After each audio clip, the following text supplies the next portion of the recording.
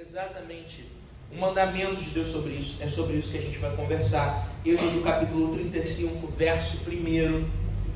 O texto diz assim: Moisés reuniu toda a comunidade de Israel e disse a ela: Estas são as ordens que o Senhor os mandou cumprir. Em 6 dias qualquer trabalho poderá ser feito, mas o 7º dia lhes será santo, um sábado de descanso consagrado ao Senhor. Todo aquele que trabalhar nesse dia terá de ser morto. Nem sequer acenda um fogo em nenhuma casa no dia de sábado. Amém. Vamos orar? Senhor Jesus, nós te agradecemos porque a Tua palavra tem muito para nos ensinar. O Senhor nos reuniu nessa manhã para que nós possamos ouvir a Tua voz e aprender de Ti, Jesus. Deixa os nossos corações atentos para escutar qual é a Tua vontade, o que o Senhor quer de nós, que nós tenhamos disposição para dizer: eis-me aqui, e caminhar diante de Ti, seguindo a Tua vontade, Jesus. Nos abençoe e nos ensina. É o que nós pedimos no Teu santo nome. Amém e amém. Essa semana eu tive uma pequena crise quando eu estava preparando o sermão, que foi o seguinte: o pessoal lá do grupo da liturgia viu. Eu escolhi um texto, escolhi um título, falei, vai ser esse sermão. E aí, entrei em crise. Não estava fazendo sentido, não estava encaixando. Eu tinha lido esse texto de Êxodo 35, isso ficou martelando na minha cabeça. E eu fui preparar a aula para a classe dos pré-adolescentes. E aí, quando eu me deparei com a revista estava falando exatamente sobre esse texto aqui. E aí, eu fiquei muito incomodado, sentei com o pastor Silas e fiz uma pergunta de pastor amador. Falei assim: Heavy, será que esse texto de Êxodo 35 é um bom texto para pregação? Aí ele olhou para minha cara e falou assim: todo texto é bom para pregação. E é verdade. Eu sabia dessa resposta. E aí eu falei: bom, tem razão. Então tudo bem. Então vamos conversar sobre isso. Por quê? Porque toda a Escritura nos quer ensinar alguma coisa. Porque à medida que a gente tem caminhado pelo texto sagrado, a gente tem percebido como ele todo se conecta, não só entre si, mas com a nossa própria vida, com a nossa própria existência. A Escritura, então, ela nos ensina a viver, e isso engloba todas as áreas da nossa vida. A gente está aqui no momento onde Moisés reafirma esse mandamento de maneira que parece meio isolada. A gente vai ver o porquê dele estar sendo reafirmado. Mas a importância é perceber o seguinte: o Senhor tem algo para nos ensinar, como teve para o povo no passado, tem para nós hoje aqui. Eu queria te pedir para que você prestasse atenção de verdade nas coisas que a gente vai conversar hoje aqui, porque são a vontade de Deus expressa pela sua palavra, e é isso que a gente quer viver. Amém? Amém? Amém. Amém. A gente está aqui no momento onde o povo havia pecado contra Deus. A gente lembra do seguinte: Moisés subiu ao monte e o povo nesse meio tempo fez o quê? Vocês lembram o que ele fez? Construiu um bezerro. Moisés desce do monte e o povo está prostrado diante de um bezerro de ouro. O povo tinha reafirmado o seu compromisso em cumprir a palavra de Deus. A gente conversou sobre isso na semana passada, lá no texto de Êxodo 24. O povo se comprometeu em cumprir a palavra de Deus. Mas então, ele caminha para esse lugar de idolatria. Moisés recorre a Deus pedindo misericórdia para o povo. Deus assim concede misericórdia. Então, no capítulo 34 do livro do Êxodo, Deus reafirma a sua aliança com o povo. A lei é registrada ali de maneira resumida novamente, e o povo se compromete mais uma vez.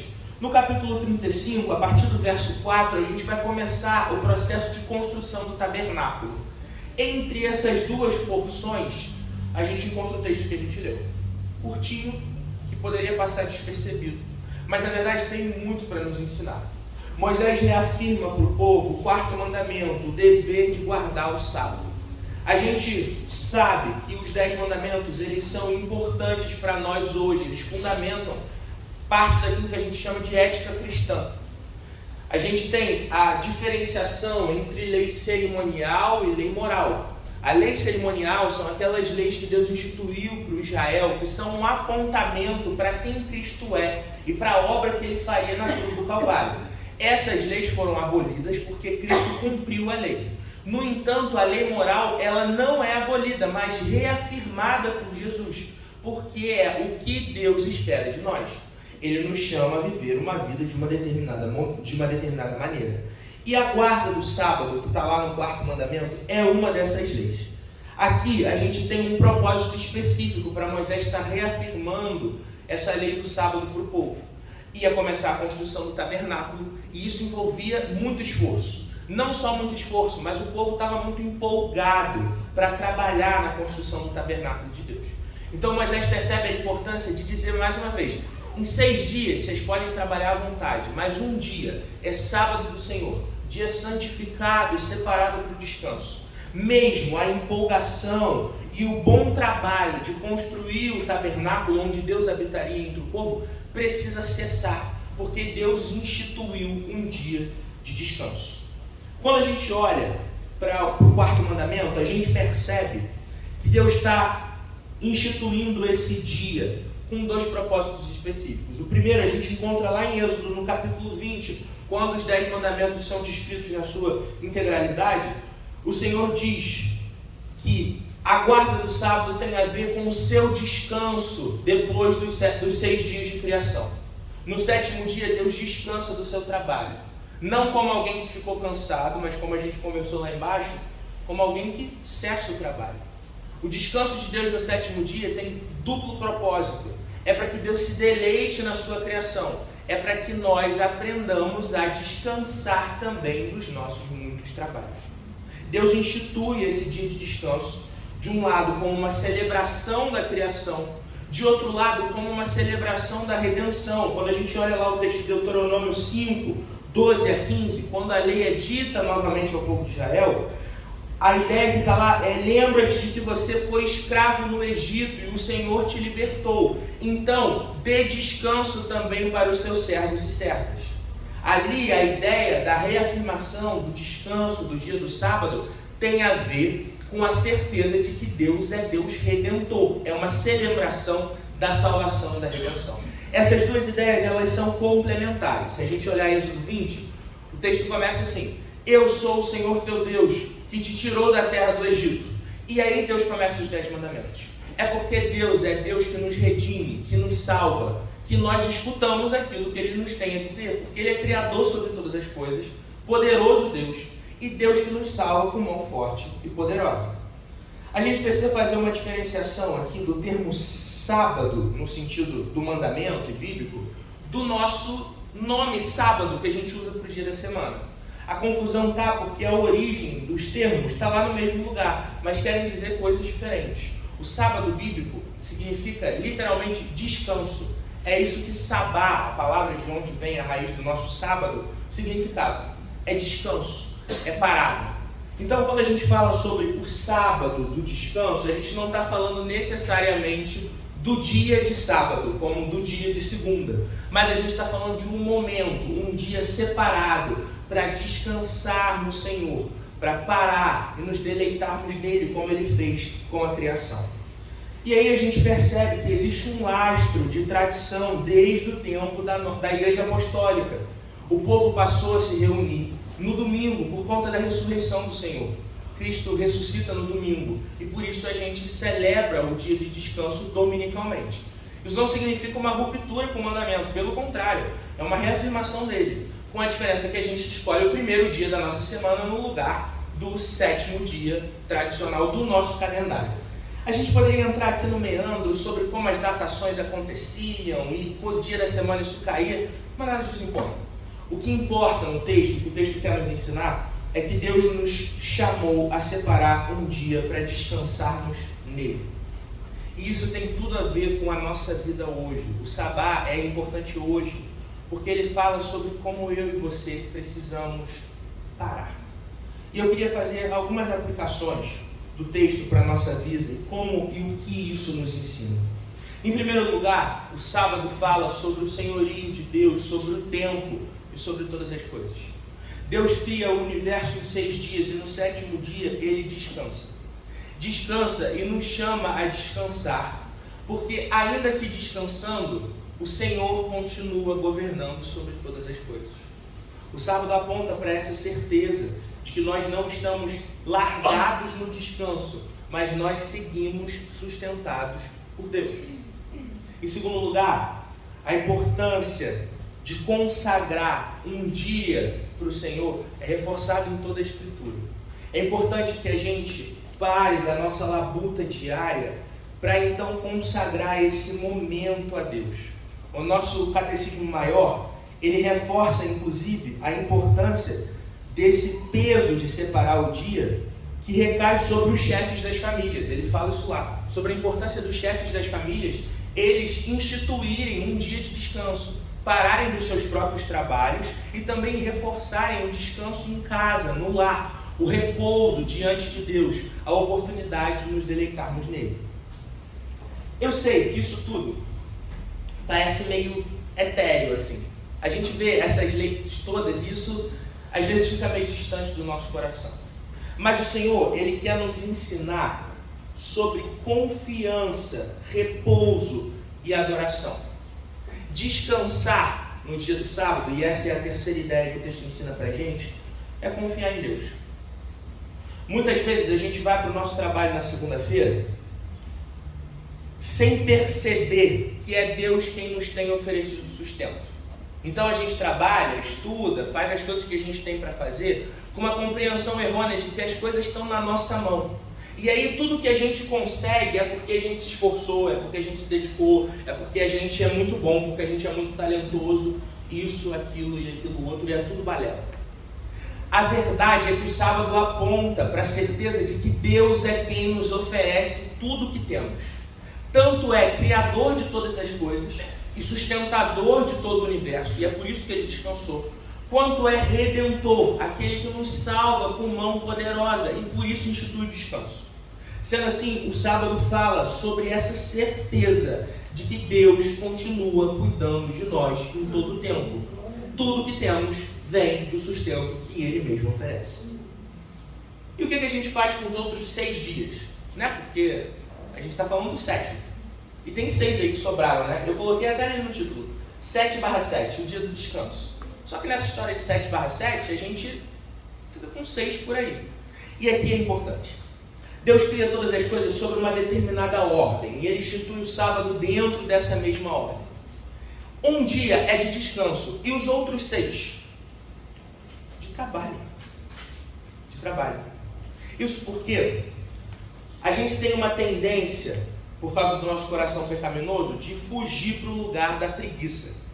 A gente é essencialmente gente preguiçosa. Pode ser que você seja uma pessoa super ativa, tá? Pode ser.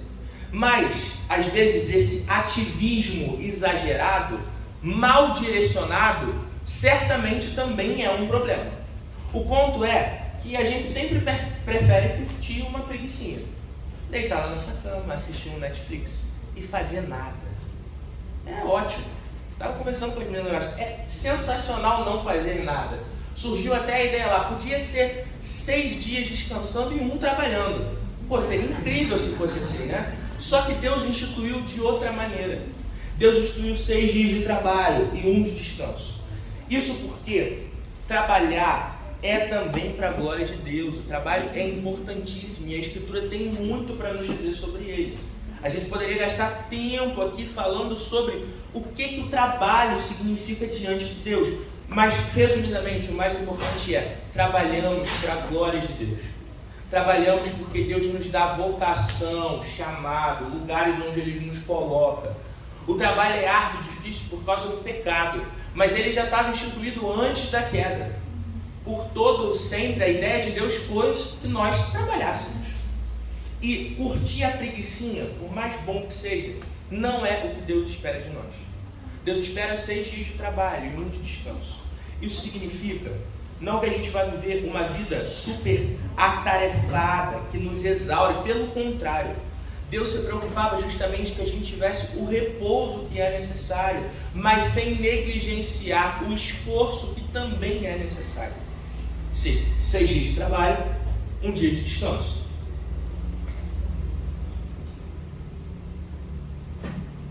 Para preparar esse sermão, eu consultei vários livros mesmo. E aí, a gente tem sempre um tópico importante e muito discutido, que é a característica desse descanso, desse prazer, desse descanso, aliado ao culto de adoração. Porque a gente faz, aos domingos, o nosso tempo de louvor e adoração a Deus. O tempo que a gente descansa, o dia do sábado, é dia santificado. Ou seja, o culto está necessariamente envolvido nessa história. A gente se reúne aqui com o povo de Deus nesse dia que a gente separou, ou melhor, esse dia que a gente deveria ter separado, por mais que às vezes a gente não faça isso, para dedicar ao Senhor de maneira integral. E adorá-lo é parte dessa história, parte muito importante. No entanto, a função do dia é duplo, é de descanso prazeroso e de culto dedicado. E aí um autor, que eu não vou citar o nome, só o primeiro, Hans, porque daí para frente é uma loucura, é o Ulrich Heifler. Ele é suíço e ele escreve um livro que chama A Ética dos 10 Mandamentos. Nesse livro, ele tem um trechinho lá falando sobre o dia do sábado, que ele fala sobre o perigo do ativismo e do estresse eclesiástico, ele usa esse termo. Às vezes a gente está, e ele faz um relato lá que é muito legal, eu não registrei aqui porque ele era meio longuinho, mas a ideia era um cronograma assim, ele fala assim, a gente chega no domingo às 9 da manhã para o culto de adoração, às 10 a gente tem escola bíblica dominical, às 11h30 a gente tem ensaio do coral, meio-dia começa o encontro das mulheres, aí a gente vai para casa, na verdade não dá tempo de ir para casa, a gente almoça na rua porque 2h30 tem o encontro dos adolescentes. Às 5 a gente começa o encontro dos homens, 7h30 tem culto evangelístico e a gente chega em casa às 10 da noite. E aí não teve descanso. Foi um dia, mais um dia de trabalho. Trabalho eclesiástico, trabalho bom, para a glória de Deus, como o trabalho secular que a gente faz, mas o descanso da história. Graças a Deus a gente tem uma dinâmica dominical aqui que nos permite descansar no dia do Senhor. Eventualmente a gente pode começar a ter um culto à noite, pode ser. Mas a gente tem uma preocupação de não fazer do dia do Senhor mais um dia de trabalho. A ideia não é um estresse, um tipo de exaustão do povo de Deus. Mas a gente foi chamado a adorar, a cultuar e a descansar com prazer em Deus.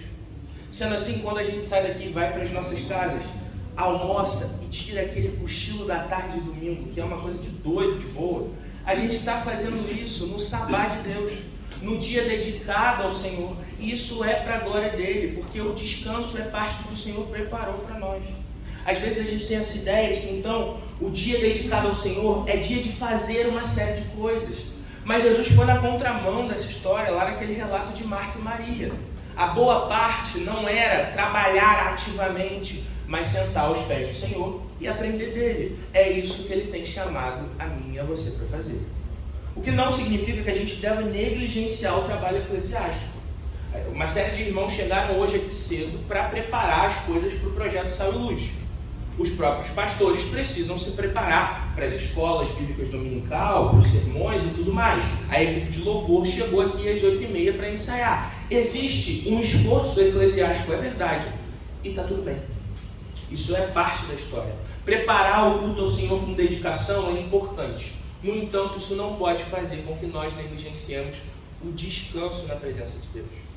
Esse esforço de separar tempo para estar diante de Deus, de maneira relaxada, descansada, confiando nele, sabendo que ele tem cuidado de nós, é pedagógico, meus irmãos. Porque o mundo que a gente vive é um mundo baseado em fazer coisas. Uma das maiores dificuldades que a gente encontra hoje em dia é simplesmente parar e ficar estático sem fazer nada. Mesmo fazer nada envolve alguma coisa. Você está vendo um stories no Instagram, você está assistindo um TikTok, você está vendo uma Netflix. Você está fazendo alguma coisa. Porque o nosso coração impulsiona a gente para esse lugar de ativismo. Mas o Senhor tem nos chamado para descansar, desacelerar os nossos esforços e tirar um tempo na presença dele. Um livro que me ajudou muito para preparar esse sermão de hoje foi um livro do John Frame, que é um pastor presbiteriano dos Estados Unidos. O nome do livro é A Doutrina da Vida Cristã. O John Frame fala sobre ética também. E tem um parágrafo que eu queria ler para os irmãos, porque é muito importante falar sobre essa coisa do descanso. Quanto mais ele está falando sobre isso, e ele começa esse parágrafo dizendo: quanto mais seria complicado montar uma lista de recreações sabáticas que sempre são ou não são apropriadas. Muito do nosso raciocínio ético nessa área deve ser quanto ao objetivo e motivação, a perspectiva situacional e existencial desse descanso. Dançar no sábado pode ser apropriado, mas é possível idolatrar a dança como um escape de Deus em vez de ser um tributo a Ele. O mesmo é verdadeiro quanto a atividades atléticas, refeições, sonecas e assim por diante. Devemos planejar o sábado como uma experiência total para nós mesmos e nossa família, incluindo adoração, recreação e obras de necessidade e misericórdia. Deve haver equilíbrio entre essas atividades que nos capacite a dizer no final que estivemos com Deus de um modo especial, que o adoramos, desfrutamos da sua criação e amamos as pessoas criadas à sua imagem. Essa experiência total pode ser diferente a cada semana, pode ser diferente para cada família, para cada igreja, para cada cultura. A ideia do framing é não ser exaustivo nessa lista, porque às vezes a gente está nesse lugar. Mas então o que a gente pode fazer no domingo? Eu posso dormir no domingo? Eu posso ver um filme no domingo? Será que eu posso assistir o capítulo do meu dorama no domingo? Bom, não é assim. Eu não vou fazer uma lista para vocês. Porque a vida é muito mais complexa do que isso. A Escritura trabalha uma ideia de motivação, intenção. O nosso chamado é dedicar um dia, especialmente para a glória de Deus. Isso não significa que os outros 6 dias da semana a gente viva aquém de quem Deus nos chamou para ser. Pelo contrário, o que Deus está fazendo é abraçando tudo aquilo que a gente é e faz. Tanto o nosso esforço e trabalho, quanto o nosso descanso estão submetidos à vontade de Deus e precisam ser feitos diante dele. O jeito como a gente gasta o nosso tempo, seja fazendo os melhores esforços pela paz mundial, sendo assistindo um filme na nossa casa, precisa estar submetido à vontade de Deus para que seja para a glória dele. A gente precisa entender que o Evangelho, a mensagem da Escritura, abraça a nossa existência como um todo e chama a gente a um compromisso de viver para Deus em todas as áreas da nossa vida. Em último lugar, eu queria dizer que o sábado ele tem um propósito profético. O descanso do sábado aponta para o futuro, para o descanso final. Todas as vezes que a gente, para o nosso trabalho, dedica um tempo a Deus de verdade, a gente então é lembrado, e o nosso coração é aquecido pela perspectiva do descanso eterno que a gente terá nele.